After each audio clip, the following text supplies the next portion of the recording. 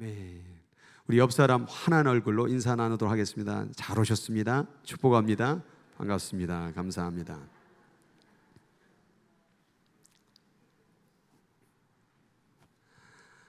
오늘 8번째 말씀의 시리즈의 제목은 회심입니다. 따라하겠습니다. 회심.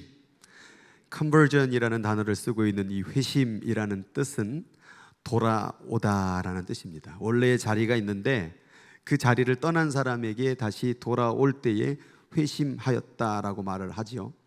우리가 예수를 믿게 되고 교회를 다니게 되면 이 회심의 사건을 통해서 이제 우리가 변화되는 삶의 길을 걸어가게 된다라는 거예요. 회심이 없다라고 한다면 아직 신앙생활을 시작한 게 아니죠. 회심이 반드시 있어야 진짜 신앙생활이 시작이 된다라는 거예요. 그래서 오늘 말씀을 듣는 여러분 가운데에서 회심의 역사 가운데 하나님의 놀라운 은혜와 행복을 경험할 수 있는 저와 여러분 되길 주님의 이름으로 축복합니다. 전도서 말씀 3장인데요.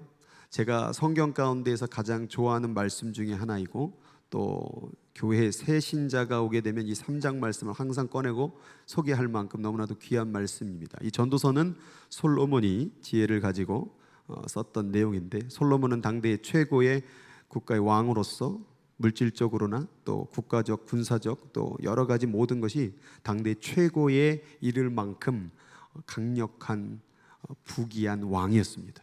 그가 모든 소유와 모든 그런 강한 군사력과 모든 걸 가졌음에도 불구하고 그 인생 가운데 허무함을 느껴서 쓴 책이 바로 전도서입니다. 그래서 전도서를 읽어보면 헛되고 헛되니 모든 것이 헛되도다라는 말로 시작되는 게 바로 전도서죠. 왜 그렇게 부자가 모든 권력과 명예와 부를 가졌던 그 솔로몬이 왜 헛되다라고 말할까요? 오늘 3장 말씀을 통하여서 그 이유를 한번 살펴보기를 원합니다. 오늘 3장 1절에 이렇게 시작하네요. 범사에 기한이 있고 만사가 다 때가 있나니. 모든 범사가 다 기한이 있다. 시간이 있다. There is a time for everything. 모든 것에 대한 시간이 있다라는 거예요. 우리는 제한된 시간을 살고 있어요. 세상 가운데 성경에서 말하기를 어떤 사람이 미련한 사람이고 어떤 사람이 지혜로운 사람인가 라고 물을 때에 자신의 삶이 영원할 것처럼 사는 사람을 어리석은 사람, 그리고 자신의 삶이 리밋, 제한이 되어 있다는 것을 깨닫는 사람은 지혜로운 사람이라고 얘기를 합니다. 제가 목회를 하다 보니까 많은 돌아가신 분들을 마주하게 되죠. 그 모든 분들의 삶의 죽음의 그 광경을 살펴보게 되면 제 스스로에게도 그런 질문을 하는 거예요. 너도 이와 같은 날이 있을 것이다. 미국에서 장례를 하다 보면 이 관뚜껑을 열어놓습니다. 그래서 시신을 보게 하죠. 그 유래가 아마도 우리의 인생을 그 죽은 이를 통하여 보라는 것이죠. 아무리 세상 가운데 물질과 권력과 모든 것을 가졌다고 할지라도 우리도 어느새 그렇게 누워 있을 때가 온다라는 거예요. 그래서 공동체 훈련, 한국에서 수련회 같은 데 가면 이렇게 관짝을 만들어 놓고 거기다 사람을 한 5분 동안 들어가게 만들고 밖에서는 공놀이를 하는 거야. 아이고 아무개가 죽었네, 아무개가 죽었네. 그럼 그 안에 있는 분들이 내가 죽었구나, 내가 죽었구나 하면서 어떤 분들은 관 속 안에서 엉엉 울기도 하고 또 후회하기도 하고 가슴 아파하기도 하는 그런 재밌는 훈련을 한 적이 기억이 납니다. 여러분 한 번쯤은 생각해 보길 원합니다. 우리는 영원하지가 않아요.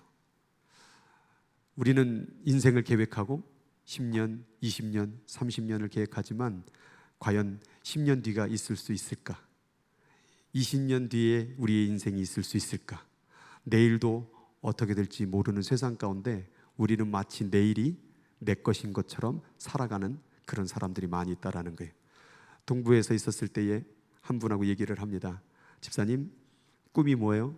그랬더니 목사님, 제 꿈은요, 지금 아주 뼈 빠지게 일해가지고요, 나중에 은퇴를 빨리 해갖고 빨간색 스포츠카를 사가지고 탁 뚜껑을 열고 뉴욕에서부터 플로리다까지 그냥 밟는 겁니다.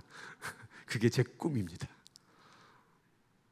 그래서 그분이 어느덧 은퇴할 시기가 왔고 실제로 빨간색 스포츠카를 타고 교회로 들어오시는 거예요. 집사님, 꿈을 이루셨네요. 예, 목사님, 저 이제 달립니다. 그러다가 그 주간에 어마어마한 소식을 들었습니다. 밟고 가시더니 갑자기 차가 졸음으로는 행졌는지 어쨌는지 모르겠지만 뒤집어져 가지고 병원 신세를 지게 되었습니다. 크게 다치지는 않으셨지만 깜짝 놀라신 것이죠. 자신의 인생이 그렇게 달릴 거라고 생각을 하고 마구마구 달렸던 인생이 어느덧 뒤집어지는 일들도 벌어지게 된다는 거죠. 코로나가 그런 일이 아닐까 생각이 듭니다. 나의 인생, 나의 꿈, 나의 방법, 나의 길을 계획하고 걸어가지만 자꾸 뒤집어지는 거예요. 모든 것이 다 제한이 있고 때가 있다라는 것이죠. 그 가운데 첫 번째 말하는 것, 사람은 날 때가 있고 죽을 때가 있다. 네가 지금 여기에 존재하고 있다라는 것은 너가 태어났겠지. 그러나 너가 이 세상을 떠날 때도 온단다. 내가 오늘 여기까지 수많은 시간이 지나왔지만 언젠간 이곳을 떠나게 된다라는 거예요. 심을 때가 있고 심은 것을 뽑을 때가 있다. 내가 자연의 만물의 일과 모든 인생이라는 것이 심어질 때가 있는가 하면 뽑혀질 때가 있다는 거예요. 싹이 틀 때가 있는가 하면 어느덧 시들어져 우리 인생처럼 세상의 자연 만물처럼 시들어질 때도 온다라는 거죠. 이것을 통하여 무엇을 얘기를 하기를 원하냐면 모든 것이 다 하나님의 주관적인 통치 가운데 이루어진다라는 거예요. 사람, 죽고 싶은 사람이 어디 있어요? 그러나 하나님이 죽음의 때를 만들었다라는 거예요. 그것을 통하여 인간은 제한을 깨닫고 사람이라는 것은 아무리 강력한 힘과 능력이 있어도 끝날 때가 있다라는 것을 우리들에게 가르쳐 줌으로 말미암아 하나님이 계시고 있다라는 걸 우리에게 말씀하고 있다라는 거예요. 사람의 인생을 살아가다 보면 죽일 때가 있고 치료할 때가 있다고 합니다. 이 죽일 때라는 것은 질병이 찾아옴을 얘기한다라는 거예요. 지금 여러분 오늘도 이렇게 아침에 일어나서 주님께 나와서 예배를 드리고 있지만 여러분 우리 몸 가운데 얼마나 많은 바이러스들이 우리를 죽이려고 찾아오는지 몰라요. 우리의 암세포가 우리 몸 안에 적정에 어느 정도가 다 들어있대요. 근데 내가 아직도 암에 걸리지 않고 지금 있는 이유는 나의 면역이 그 암세포를 제한하고 이겨내기 때문에 오늘 내가 아직 암에 걸리지 않았다라는 거죠. 그러나 면역이 떨어지고 몸이 고장나기 시작하면 암세포는 더 증식하게 돼서 결국 암을 덩어리를 만들게 된다라는 거예요. 그래서 우리는 하루에도 수없는 죽어짐과 살아남, 그 회복을 통하여 하루하루 연명하고 있다는 걸 알아야 된다는 거예요.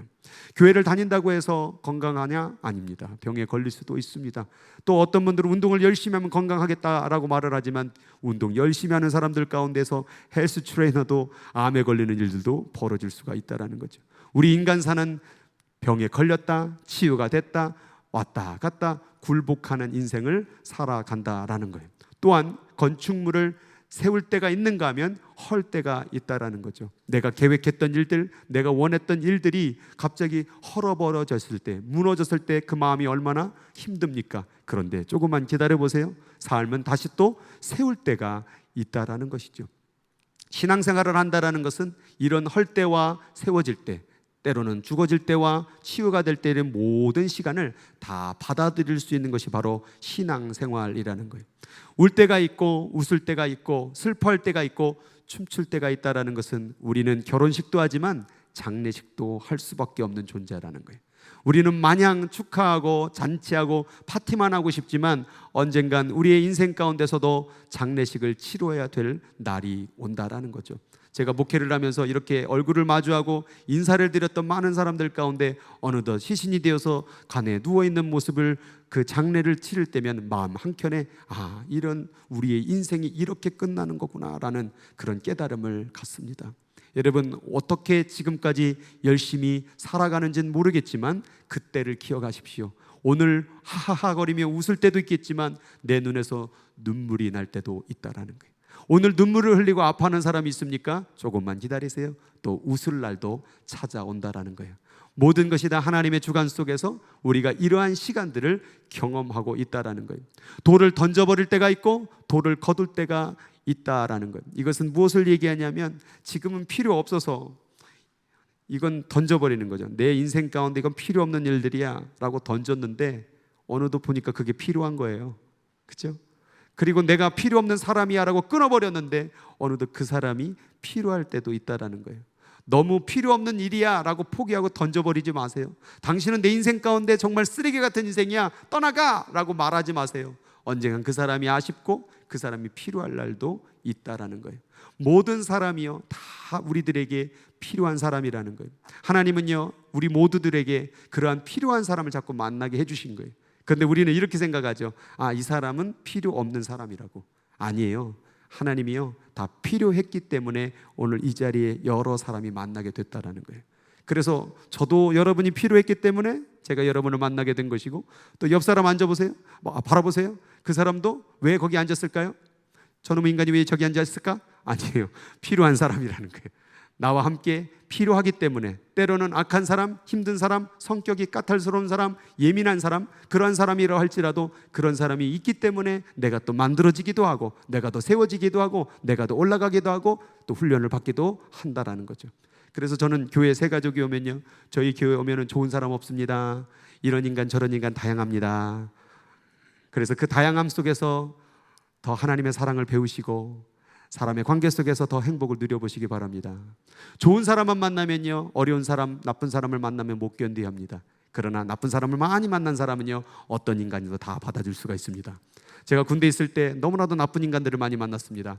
아침에 시작할 때부터 욕하고 또 욕하고 또 욕하고, 밥을 빨리 먹으면 왜 이렇게 빨리 먹으면 이 새끼야 욕하고, 밥을 천천히 먹으면 왜 이렇게 천천히 먹냐 이 새끼야 그러고, 밥을 남기면 남기냐고 이 새끼 그러고, 다 먹어버리면 다 돼지처럼 다 처먹었네 이 나쁜 새끼. 도대체 뭘 하라는 거지? 청소를 하라서 청소를 빨리 했더니 너무 빨리 끝냈다고 욕하고, 천천히 하면 천천히 했다고 욕하고, 또 자기가 시키지 않은 청소를 하니까 왜 시키지 않는 일을 하냐고 또 욕하고. 그러므로 말미암아 저는 지금 모든 사람을 다 받아줄 수 있는 사람이 되었습니다. 할렐루야. 아멘이 너무 세게 하시는 거 보니까 참 할렐루야. 안을 때가 있고 안을 일을 멀리할 때가 있다라고 합니다. 내가 사랑했던 사람 영원토록 안고 싶었죠. 그런데 인연이 아니면 또 내보내야 돼요. 그래서 우리 여기 청년들 있다면 이별을 경험한 분이 있습니까? 아쉬워하지 마세요. 더 좋은 사람을 만나게 됩니다. 그래서 너무 이 사람이야 라고 그렇게 내 인생을 걸 만큼 너무 그렇게 애쓰지 마세요. 떠나야 될 때면 떠나가게 해주세요. 또 안을 일을 멀리 할 때가 있고 안을 때가 있다라는 것은 일도 마찬가지예요.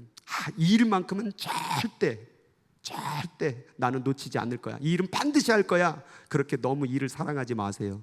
어느덧 그 일보다도 내게 더 좋은 일이 찾아올 수도 있다라는 거예요. 저는 어렸을 때부터 과학자가 되기를 원했어요. 모든 초등학교의 꿈, 과학자.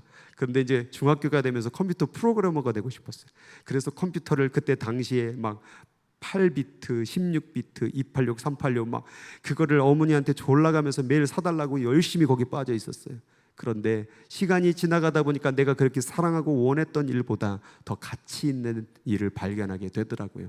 지금 내가 하고 있는 그 일을 너무 이 일 아니면 난 죽을 것 같아라고 하지 말라라는 거예요. 그것을 안을 때가 있지만 않는 일을 멀리 할 때도 있다라는 거예요. 모든 순간을 다 좋게 바라보라는 거예요. 나쁜 건 없다라는 거예요. 내 삶 가운데 항상 열심히 하고 최선을 다하면 그 일이 좋은 일이 되는 것이고, 그를 멀리하는 것이 또 다른 일을 소개를 받을 수 있는 일이 될 수 있기 때문에 사랑하는 사람, 사랑하는 일, 이런 것들도 때로는 멀리할 때가 온다고 한다면 자연스럽게 내어버릴 수 있는 부드러움을 취할 수 있는 여러분 되길 주 이름으로 축복합니다. 찾을 때가 있고 잃어버릴 때가 있습니다. 물건을 찾을 때가 있죠. 근데 또 잃어버릴 때가 있어요. 뭘 잃어버리셨습니까? 더 좋은 것을 찾을 때도 있습니다. 물질이요, 돈이요, 지금을 그것을 지킬 때라고 생각을 하죠. 그래서 너무너무 아껴 살 때가 많죠. 그런데 어느 순간에 그것을 내려놓아야 될 때도 있다는 거예요. 죄송스럽지만 돌아가실 때 되면 단 1센트도 못 쓰고 돌아갑니다. 제 생각에 통계 자료는 보지는 않았지만 90% 아니 99%가 자기가 모았던 돈 다 못 쓰고 죽지 않을까 하는 생각을 해보게 됩니다. 여러분 통장 가운데 얼마가 있는지는 모르겠지만 너무 많이 쌓아놓은 건 아니에요? 이제 좀 밥도 사주시고 커피도 사주시고 나누어 주시길 바랍니다. 이번 주를 기대하겠습니다.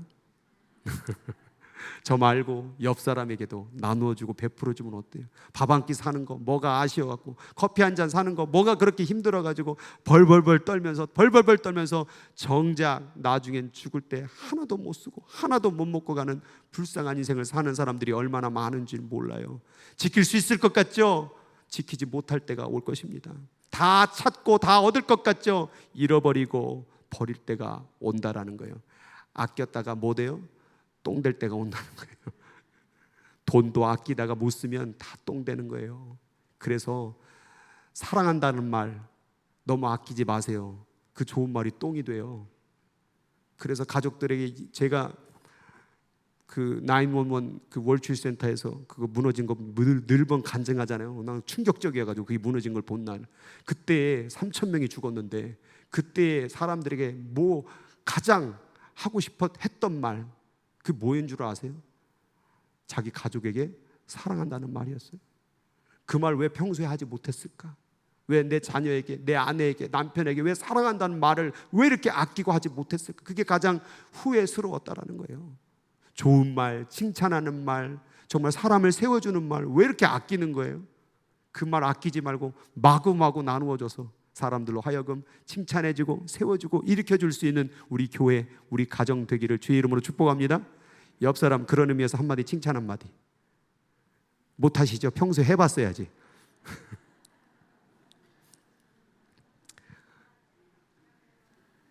예, 그냥 뭐 대충 그냥 얼버무리는 거예요. 그냥 그래 잘하셨어요. 찢을 때가 있고 꿰맬 때가 있다고 합니다. 이것은 사람의 관계를 얘기할 수 있는데요, 사람의 관계가요 찢어질 때가 있어요. 근데 넌 다시는 네 얼굴 보나 봐라 하지 마세요. 다시 또 만나 때가 온다라는 거예요.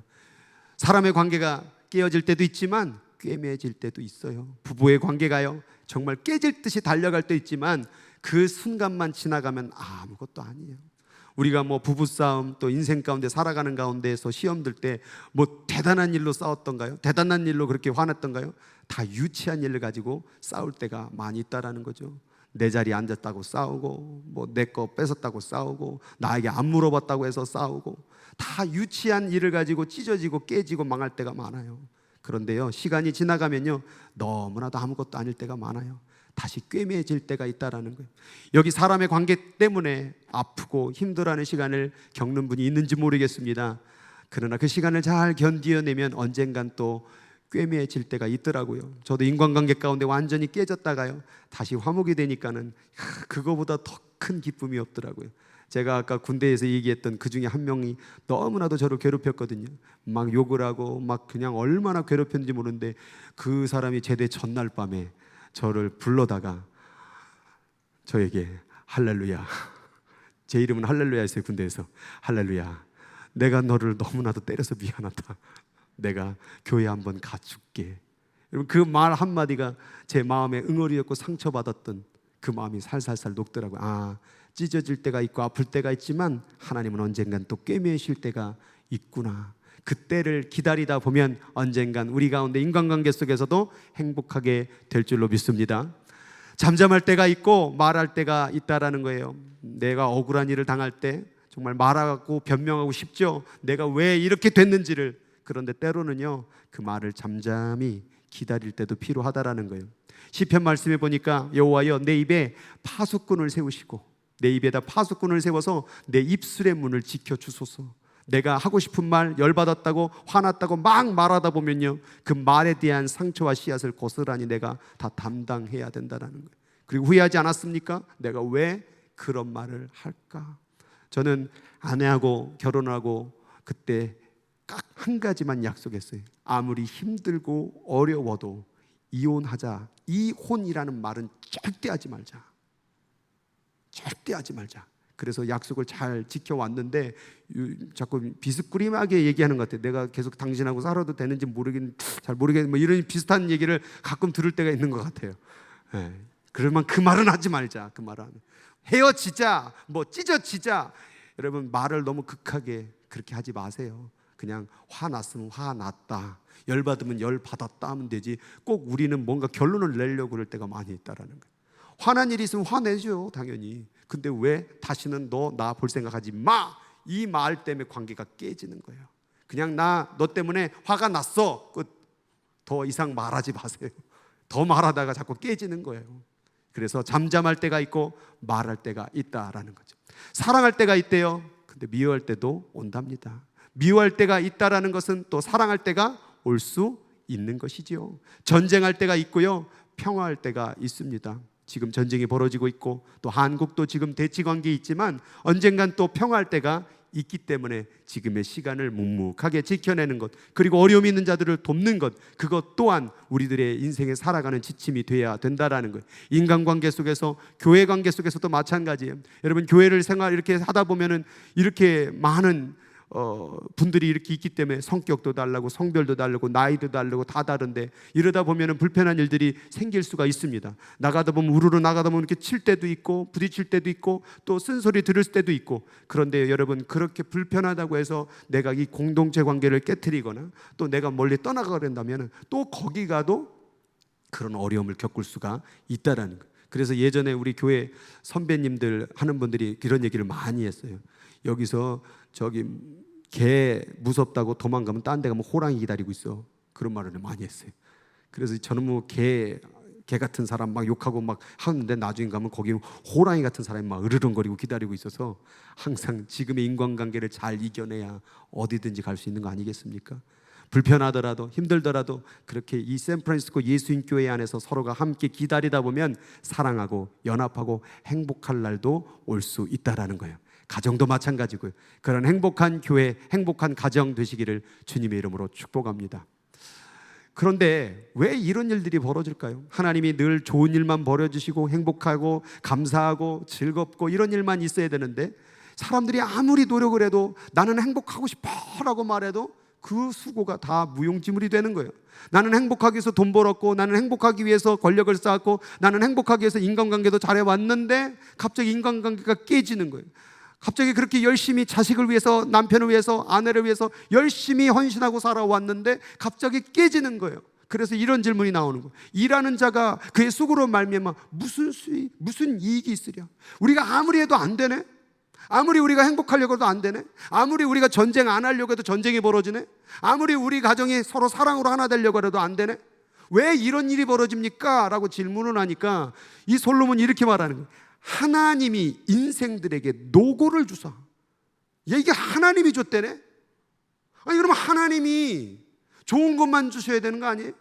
왜 아픔과 상처와 괴로움을 주는 거예요? 왜 이별을 주는 거예요? 왜 쓴 마음을 주는 거예요, 하나님? 도대체 왜 이렇게 하시는 거예요?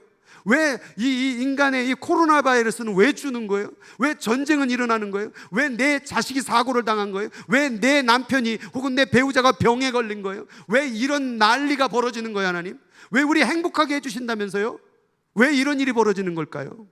이때 솔로몬이 이렇게 말을 하는 거예요.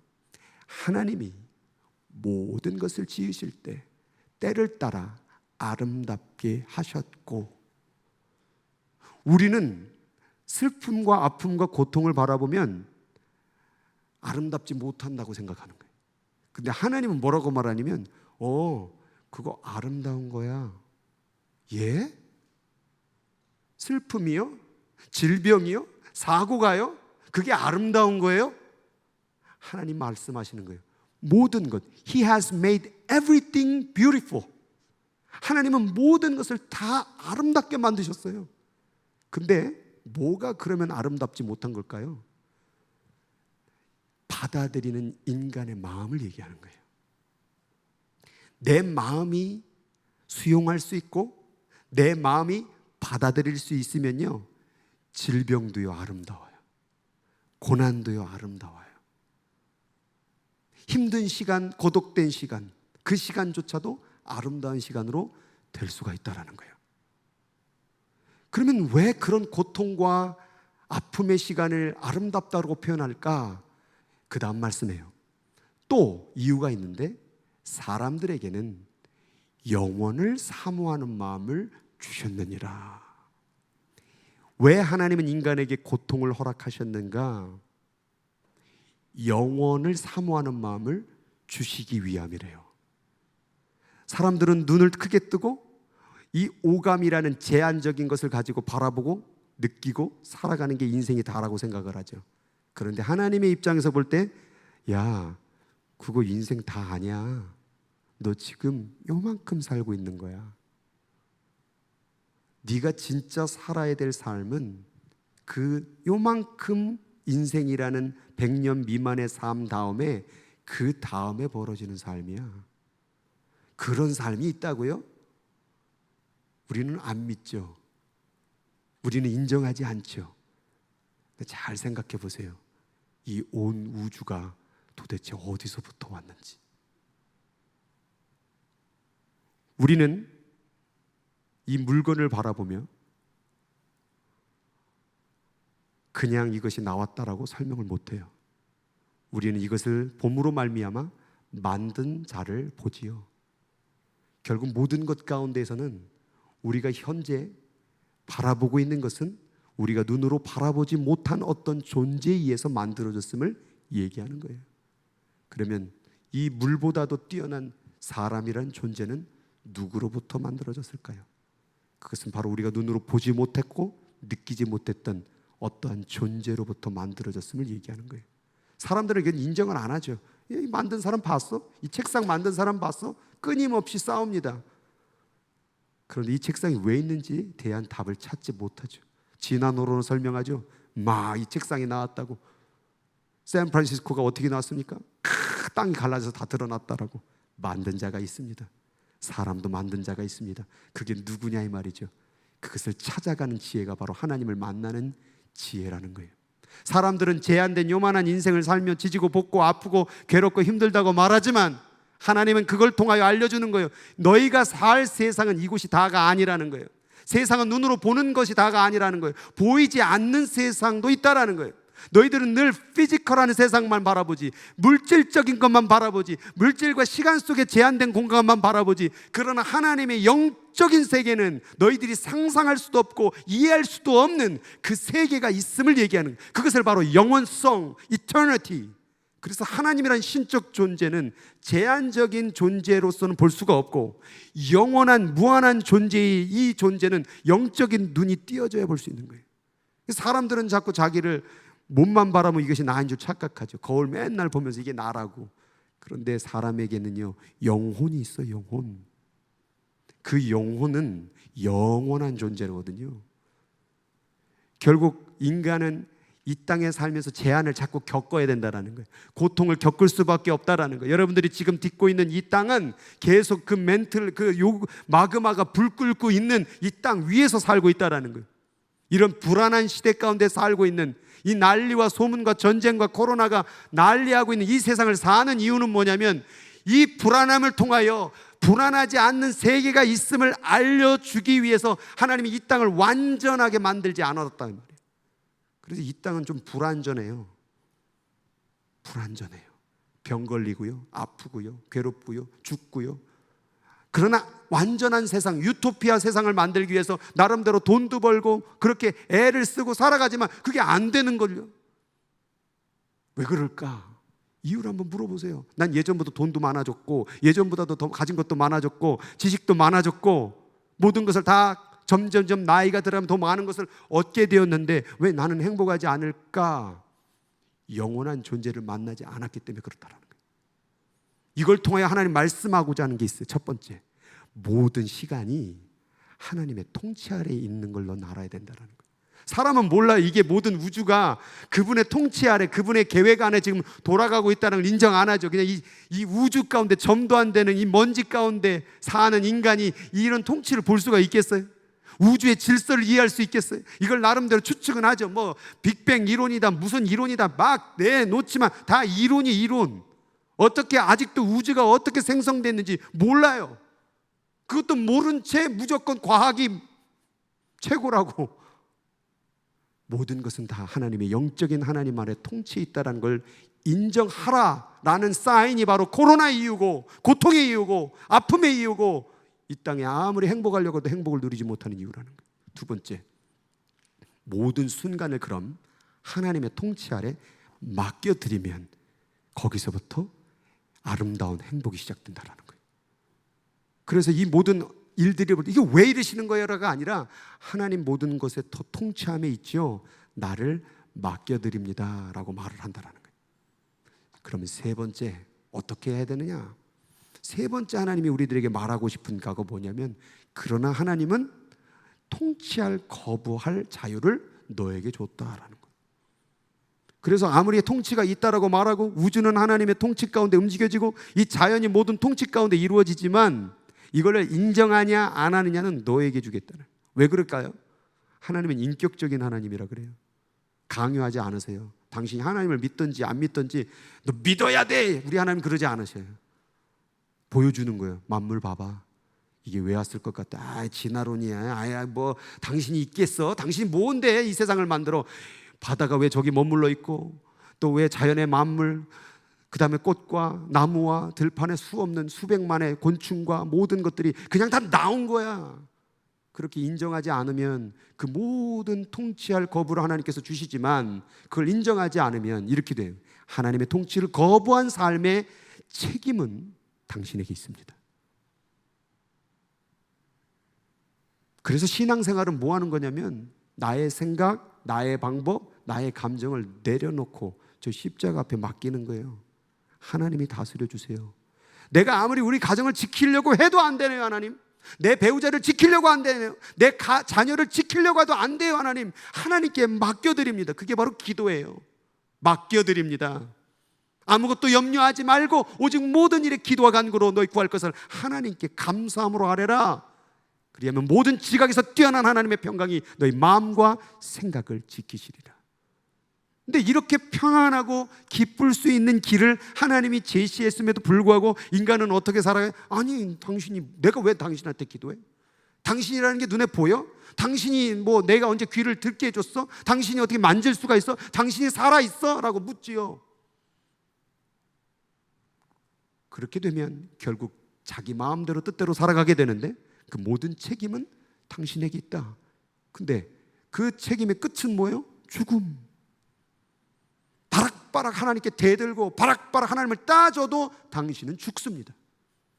당신이 아무리 하늘을 향하여 욕해도 당신은 언젠간 끝나는 날이 온다라는 거예요. 근데 그게 내일일지 몰라요. 갑자기 사고로, 갑자기 질병으로. 이 세상은 늘 그렇게 불안해요. 지금 여기에 샌프란시스코, 캘리포니아에 사시는 분들이요, 이게 얼마나 불안한지 모르시죠? 여기 이제 지금 대지진이 터질 가능성이 지금 이미 시기가 지났답니다. 갑자기 막 눈동자가 흔들리고 막 지금 곧 지진이 온대요. 지났대요. 시기가 150년마다 한 번씩 꼭 대지진이 왔는데 그 시기가 지금 지났대요. 아, 그럼 난 동부로 가야지. 동부로 갔더니 눈이 엄청 내려가지고요, 어떤 분은 집안에 일주일 동안 갇혔고 문도 못 열고선 지냈대요. 그래서 또 나는 텍사스로 가야지. 텍사스로 갔더니 그냥 너무 더워가지고 더워 죽겠다고. 뭐 어디로 갈래요 도대체? 결국 하나님을 거부하고 하나님의 통치를 거부하면 우리가 아무리 행복을 누리려고 해도 그 행복이 얼마 가지 못해요.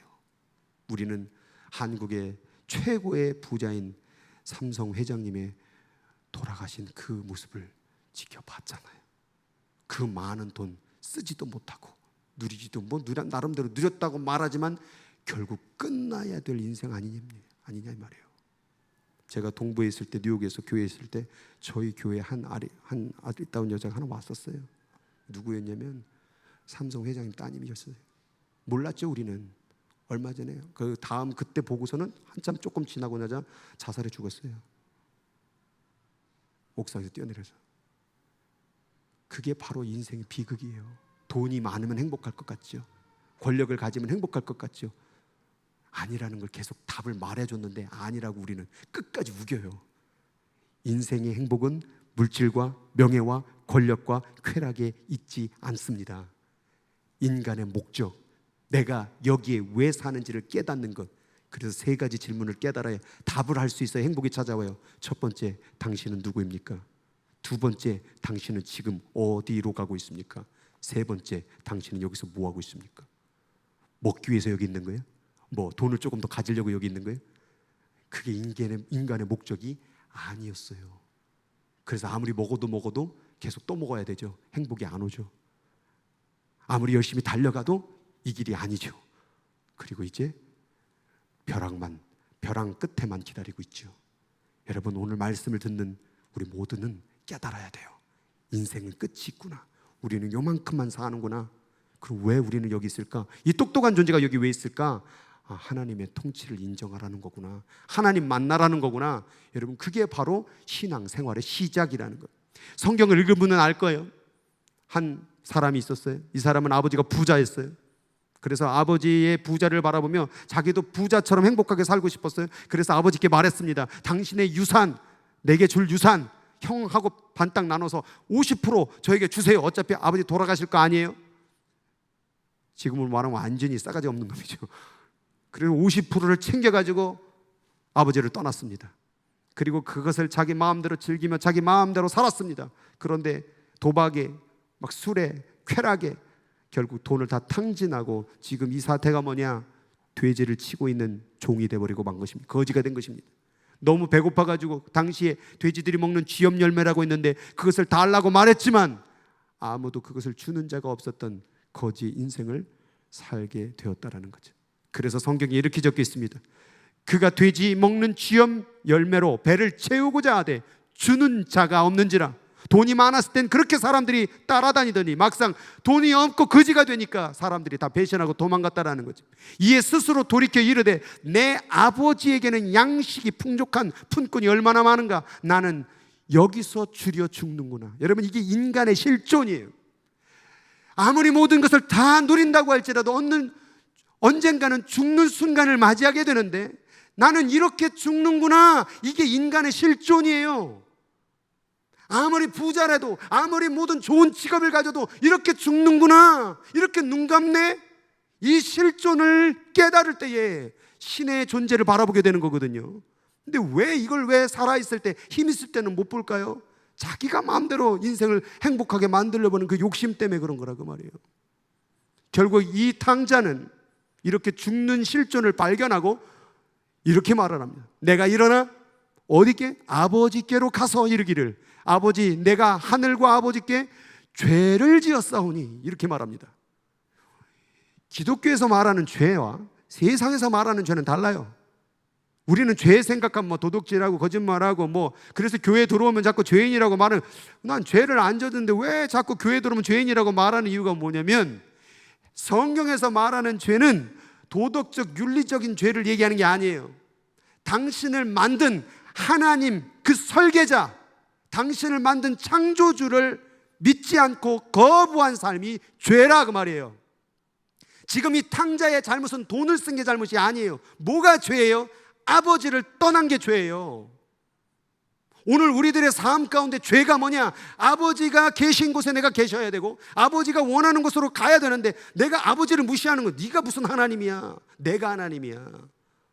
이게 죄라 그 말이에요. 그래서 이 탕자가 결정한 거예요. 지금부터는 아버지의 아들이라 일컬음을 당하지 못하겠나이다. 이젠 당신의 품꾼의 하나로 보소서 하리라 하고 이에 일어나서 아버지께로 돌아가니라.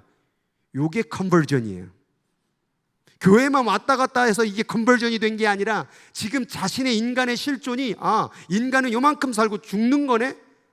이렇게 죽는구나. 그럼 어떻게 해야 되지? 나를 영원히 살게 해주실 누구에게로? 하나님 아버지, 나를 만드신 하나님 아버지, 인간을 만드신 하나님 아버지께로 돌아가는 것. 요 사건이 벌어질 때에 이게 진짜 신앙생활의 시작이요, 행복의 시작이요, 삶의 시작이에요.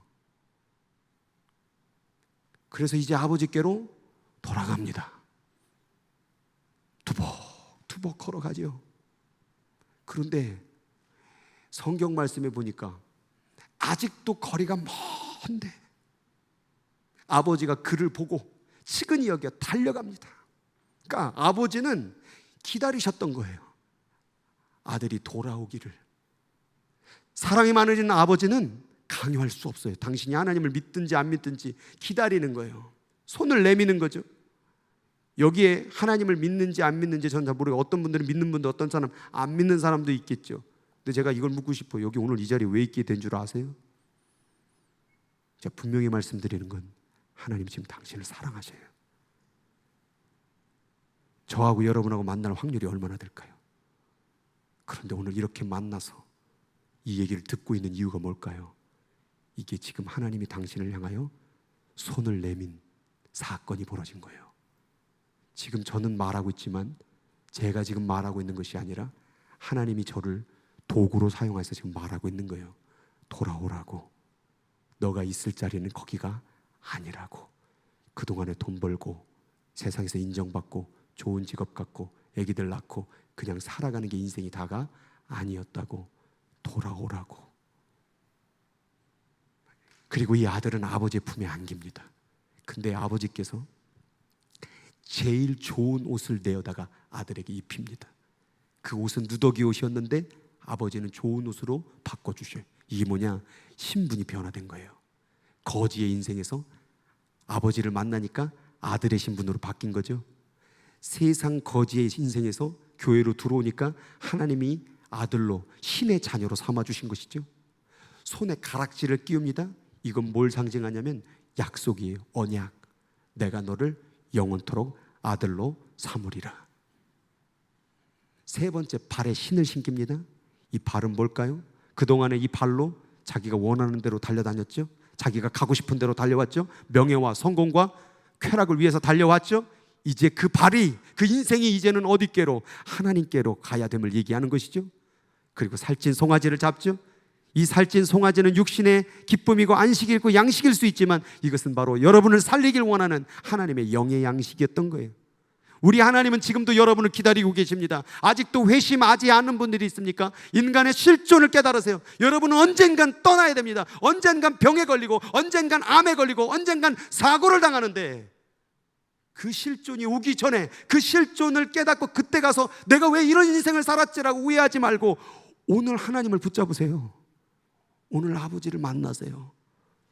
그 하나님을 만나고 그분과 함께 살아가는 게 회심.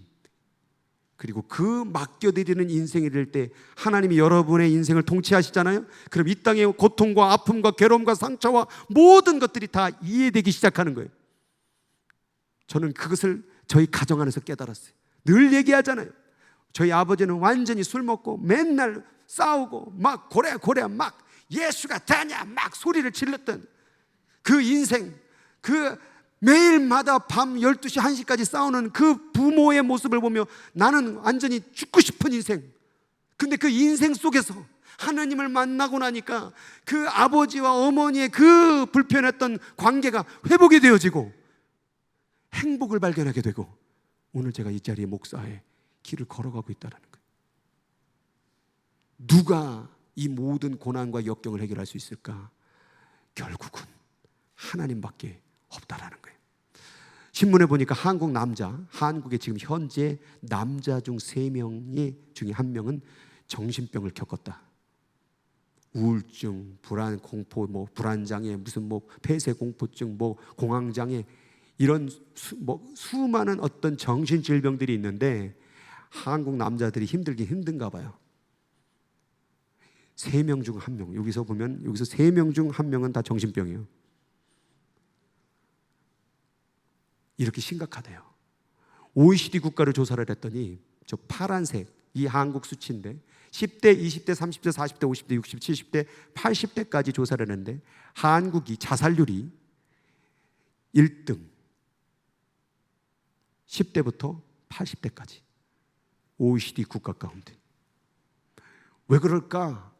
이 한국 사람들이 가난하게 살고 어렵게 살아가지고 항상 성공, 잘 먹고 잘 살아야 되는 거 이게 꿈이었다라는 거예요. 근데 여기서 주목해야 될 게 뭐냐면 어디 자살률이 제일 높아요? 80대 이상. 왜 80대 이상이 자살률이 높을까요? 20대부터 주구장창 잘 먹고 잘 살아야 된다고 부자 된다고 막 열심히 살아왔는데 이제 80대가 돼서 힘 잃고 건강 잃고 다니까 돈이 다 필요가 없는 거예요. 그리고 물어보는 거예요. 나는 왜 살아왔지 이렇게 열심히? 그걸 80대에 깨달은 거예요. 나 이거 뭐 하자고 이렇게 살아온 거야? 그렇게 살 의미를 없었죠. 그동안에는 살 의미가 부자 되는 거하고 열심히 달려왔는데 80대 되고 나니까 이젠 부자가 되는 게 꿈이 아니거든요. 이제 꿈이 없는 거예요. 나는 왜 여기 지구에 살고 있는 거지? 의미가 없으니까 삶을 끊어버리는 거예요. 우리가 지금 여기 따라가고 있는 건 아닐까요? 아직 젊으니까, 아직 꿈이 있으니까, 아직 직업이 있으니까, 아직 사업이 있으니까 난 더 행복해질 수 있다고 막 열심히 달려가죠. 80이 다 돼서 깨달으실래요? 꼭 80만입니까? 사고당하고 질병당하고 인간의 의사로서 해결할 수 없는 그런 희귀병에 걸리고 그제서 가서 깨달으시겠습니까? 오늘 저는 미리 말씀해 드리는 거예요. 미리.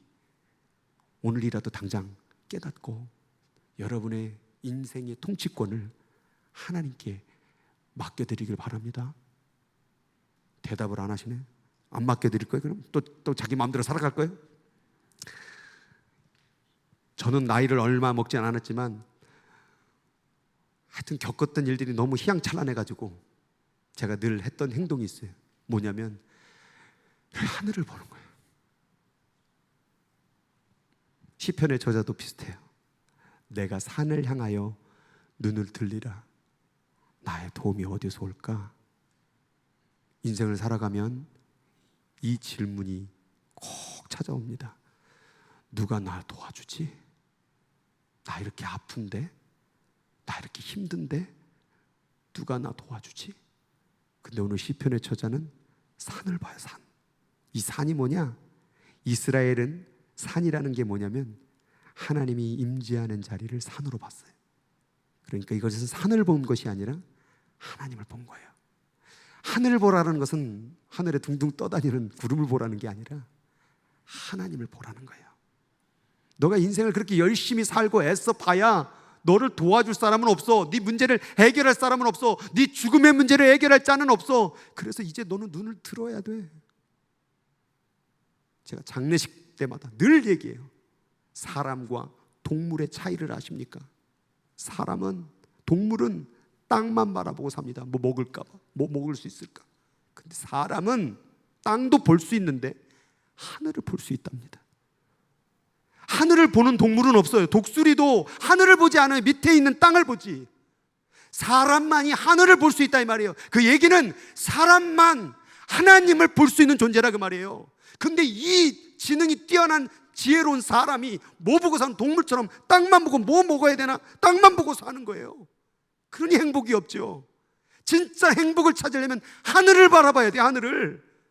이 조그만 인생 얼마나 행복하게 살아보겠다고, 이 조그만 인생 얼마나 또 좀 누려보겠다고. 여러분, 하늘을 볼 날이 온다니까요. 후회하지 말고 오늘 하늘을 바라보길 바랍니다.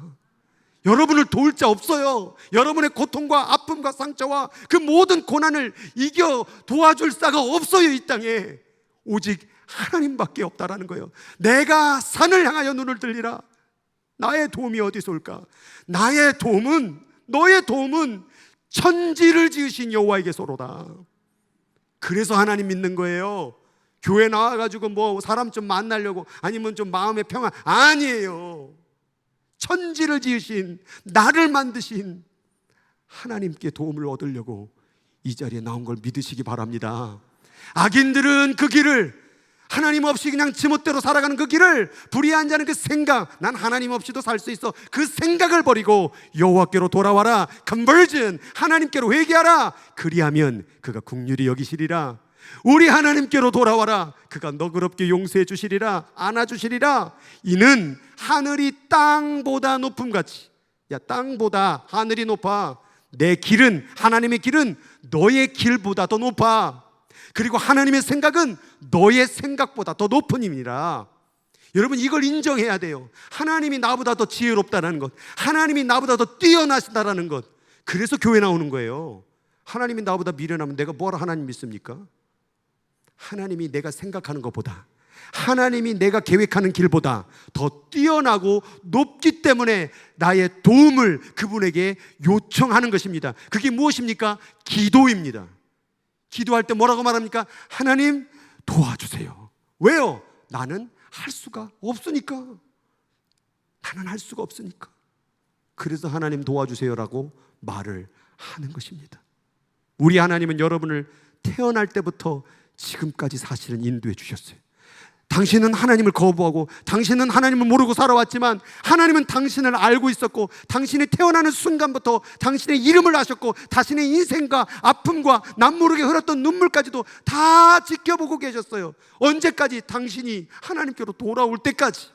그래서 배에서 태어남부터 내가 너를 안겼고 태에서 남부터 내가 너를 업힌 너희여 너희가 노년에 이를까지 그리하겠고 백발이 될 때까지 내가 그렇게 품을 것이니라. 내가 지었은즉 내가 널 만든 거야. 니네 아빠 엄마가 널 만든 게 아니라 니네 아빠 엄마 너까지 포함해서 내가 모든 걸 만들었기 때문에 내가 너를 업을 거야. 내가 너를 품고 구하여 낼 거야.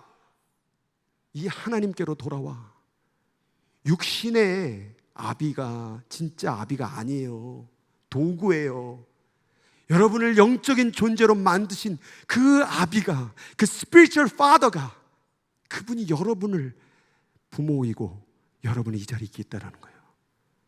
사람들이 핸드폰만 주어지면 인간이 대단한 줄 알고 과학이 대단한 줄 알고 살아가지만 그 과학은 요만큼의 한계밖에 없어요. 오늘 회개라는 건 뭐냐? 그 하나님을 인정하고 오라는 거예요. 돌아와라. 돌아와라.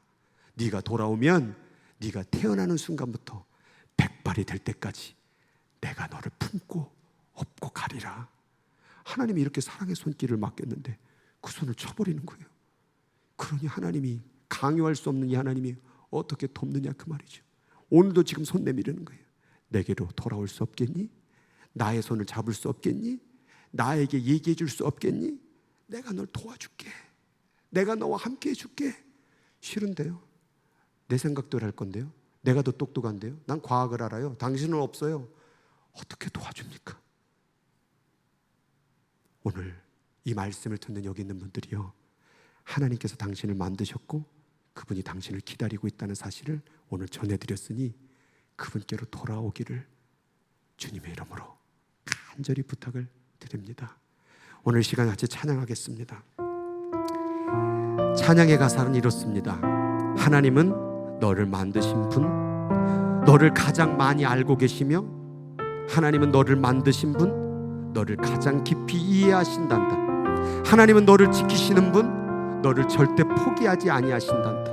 하나님은 너를 지키시며 너를 쉬지 않고 지켜보신단다. 그의 생각은 셀 수 없고 그의 자비는 무궁하며 그의 성실 날마다 새롭고 너를 향한 그의 사랑은 끝이 없단다. 오늘 이 찬양 속에 하나님의 마음이 여러분에게 전달되기를 바랍니다.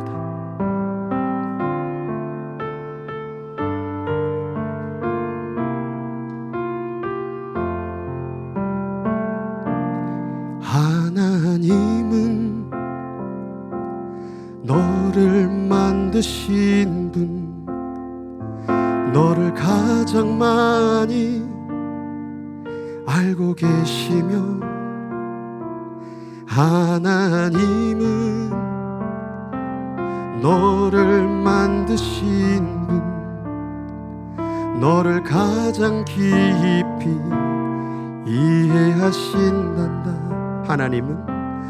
하나님은 너를 원하시는 분, 이 세상 그 무엇 그 누구보다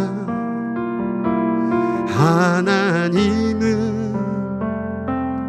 너를 원하시는 분, 너와 같이 있고 싶어 하신단다.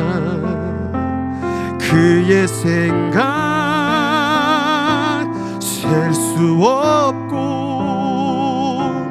그의 자비 무궁하며 그의 성실 날마다 새롭고 그의 사랑 끝이 없단다. 그의 생각 셀 수 없고 그의 자비 무궁하며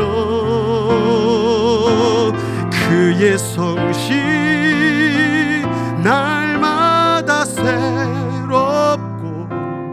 그의 사랑 끝이 없단다.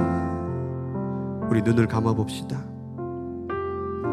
하나님이요, 지금 당신을 원하신대요. 이 세상 그 무엇보다 당신을 원하신대요. 하나님은요, 당신하고 같이 있고 싶어 한대요. 하나님은요, 당신을 인도해 주길 원하세요. 광야에서도요, 폭풍 중에서도요, 하나님은 푸른 초장으로 인도해 주길 원한대요. 그 생각이 셀 수도 없고 그 자비와 사랑이 제한이 없으며 나를 향한 그 성실함은 날마다 새롭대요. 그리고 그분의 사랑은요, 끝이 없대요. 이제 돌아오세요. 여러분의 입술로 한마디로 시작되는 거예요.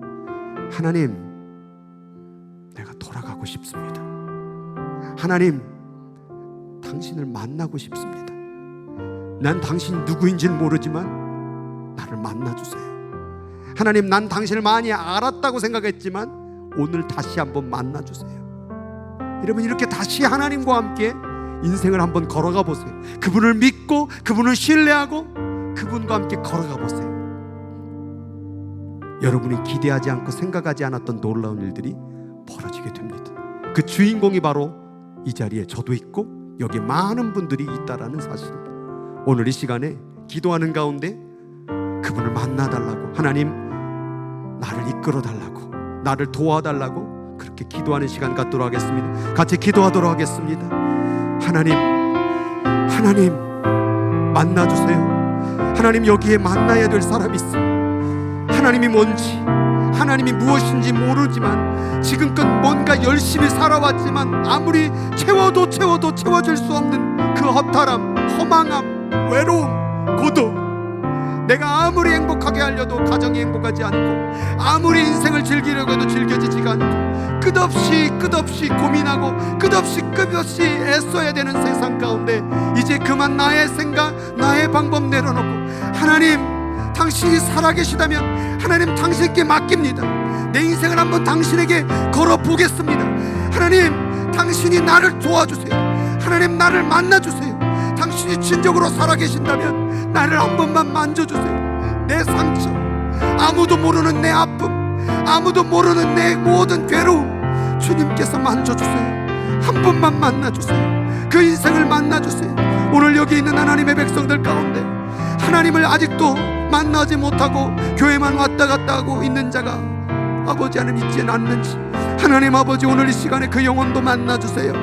하나님 아버지, 교회를 처음 나왔건 교회를 오래 다니건 상관없이 모든 이들이 하나님이 만나지기를 원합니다. 하나님, 기도로 시작하게 하시고 성경을 보기 시작하게 하시고 이제는 내 생각과 내 방법과 내 감정이 아닌 하나님으로 말미암아 살아가는 인생이 시작되길 원합니다.